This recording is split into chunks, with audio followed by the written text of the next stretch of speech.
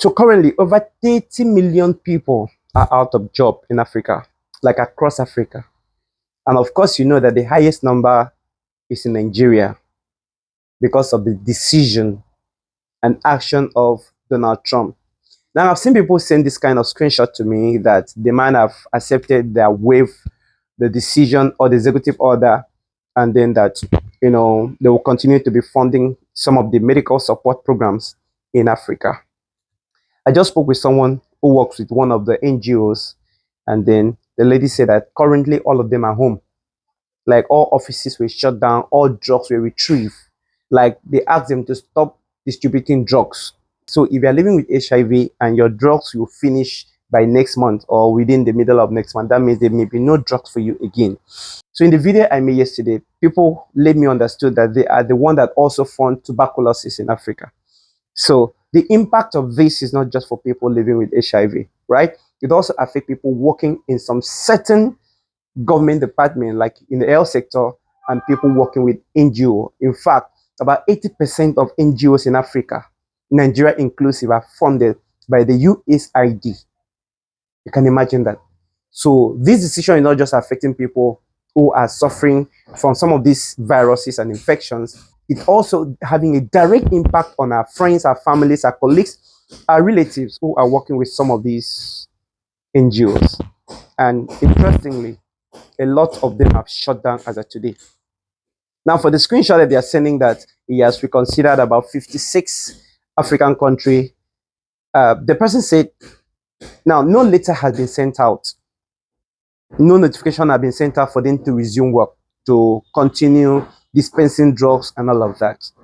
So we really need to pray because it could rain. If this thing happen, the spread of the virus is going to be very, very dramatic. So we need prayers. You got to discover that about 80% of the NGOs in Nigeria and of course Africa is funded by the USAID, and they are the ones in charge of providing drugs and test kits for tuberculosis, for HIV. That's why we're able to have people test for this thing for free, right? So without this fund being returned, like without the American government continue to funding this thing, funding this stuff, that means people may have to spend between 5 to 10,000 naira to test for HIV. The drugs, I'm told, is about 60 US dollars for one of it that takes you for 1 month. So if you convert that to naira, you know how much people were going to spend to be able to control the viral load of the virus in their body. How many people can actually pull out 60 US dollars every month for the rest of their lives? And it also exposes how irresponsible our government could be in Africa.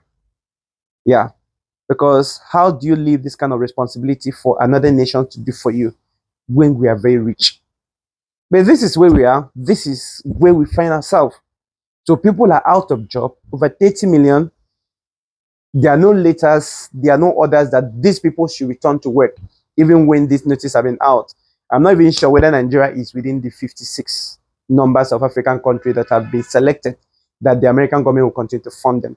So we just pray that there is an intervention.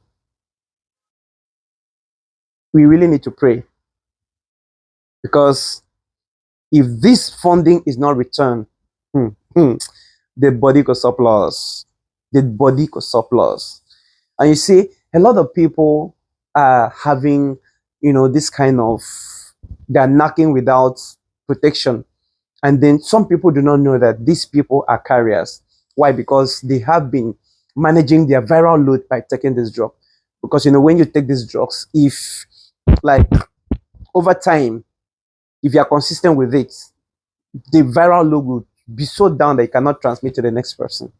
So imagine you going back to the same person, like to that person, after the person has gone without drug for like 1 month or maybe 2 months, and then you think the person is still as she used to be or as he used to be. You could go pack something, go back house. You could go pack something, go back house. So this is getting very, very serious. But we hope that help will come. Honestly, help will come. Because if not, it could rain.